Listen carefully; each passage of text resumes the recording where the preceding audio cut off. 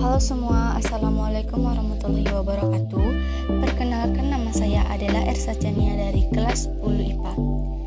Saya akan menceritakan kembali tentang biografi Dewi Sartika, perintis pendidikan untuk perempuan di Indonesia. Raden Dewi Sartika, atau lebih dikenal dengan Dewi Sartika, lahir di Cilengka, Bandung 4 Desember 1884. Meninggal di Cineam, Tasikmalaya 11 September 1947 pada umur 62 tahun. Beliau adalah tokoh perintis pendidikan untuk kaum wanita.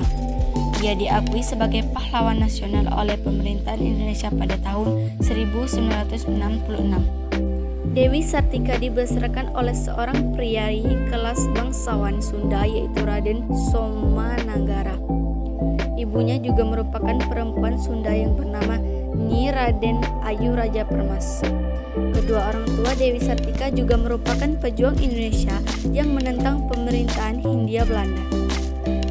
Akibatnya, mereka mendapat hukuman keras dari pemerintahan Hindia Belanda, diasingkan ke Ternate dan terpisah dari Dewi Sartika.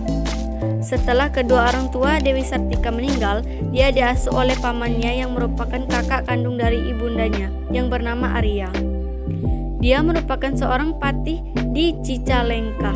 Dari sang paman, Dewi Sartika mendapat ilmu pengetahuannya terkait adat budaya Sunda. Selain itu, seorang asisten residen berkebangsaan Belanda juga mengajarkan Dewi Sartika tentang budaya dan adat bangsa Barat. Kedua orang tua Dewi Sartika sebenarnya sudah mengenalkan tentang pendidikan dari kecil meskipun hal tersebut bertentangan bagi seorang perempuan. Dewi Sartika juga mengenyam pendidikan sekolah dasar di Cicalengka. Memiliki minat terhadap dunia pendidikan sejak masih anak-anak. Dewi Sartika terhadap dunia pendidikan sudah terlihat sejak masih anak-anak. Dia seringkali bermain guru-guruan dengan anak seusianya. Karena mahir membaca dan menulis, Dewi Sartika sering berperan sebagai guru. Dia mengaplikasikan kemampuannya dengan mengajarkan anak-anak di sekitarnya, khususnya anak perempuan pribumi. Dewi Sartika juga memiliki kemampuan berbahasa Belanda. Menginjak usia remaja, Dewi Sartika mulai mengajarkan baca dan tulis kepada warga sekitar.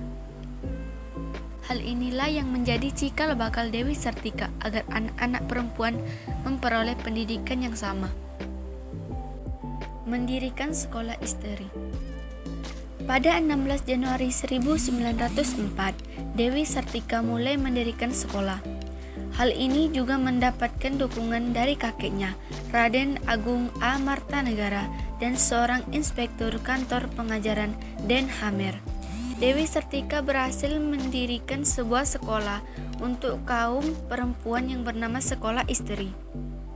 Ketika pertama kali dibuka, sekolah istri hanya memiliki 20 murid wanita. Di sekolah itu, para wanita tidak hanya sekedar belajar membaca, menulis, dan berhitung. 2 tahun setelah mendirikan sekolah istri, tepatnya pada 1906, Dewi Sartika menikah dengan salah seorang guru di sekolah Karang Pamulang yang menjadi sekolah latihan guru. Kesamaan visi dan misi di antara mereka berdua menambah semangat Dewi Sartika. Mendapat gelar pahlawan setelah 19 tahun meninggal. Dewi Sartika hidup bersama warga dan pejuang di Sunda saat memasuki usia senja. Pada 1947, Belanda kembali melakukan serangan agresi militer. Dewi Sartika bersama seluruh rakyat pribumi dan pejuang lainnya ikut melawan untuk membela tanah air.